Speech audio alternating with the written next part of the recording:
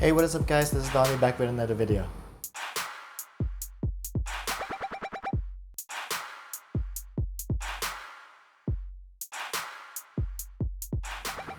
You're wondering why the quality is really bad right now?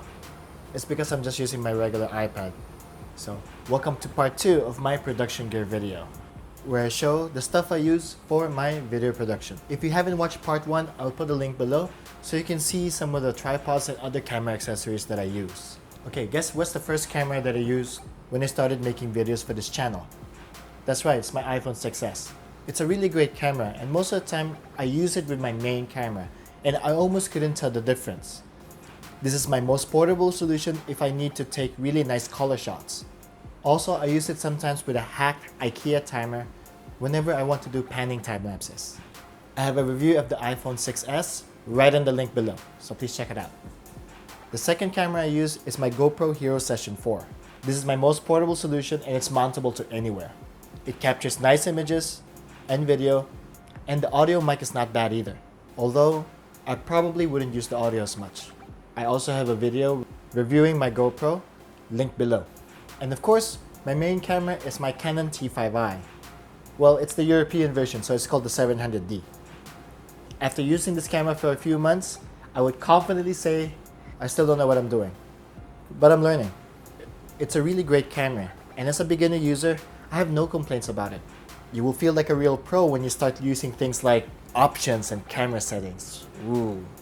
I like how you can change this thing, so you can change this thing, and oh yeah, you can change this thing so more more light goes through this glass thingy. It's called a lens. I do have one complaint about this camera though. It's the autofocus. The autofocus is either slow or indecisive. I learned it the hard way. After rendering one of my videos, I noticed my face blurs in and out when I was using autofocus, even though it's on face detect. Which means I had to learn only how to shoot in manual, which what you're supposed to do anyways. If you're starting and serious about video production, this is a good camera to start. Just because Casey Neistat has a 70D, it means that's the best camera. Or just because MKBHD has a red camera, it means that's the best camera. They said it themselves that it's not about the gear. It's really all about your ideas and story, how to create the most stable shot possible, good audio, and proper lighting. But if you're set on getting a DSLR camera like this, I suggest to invest more on lenses.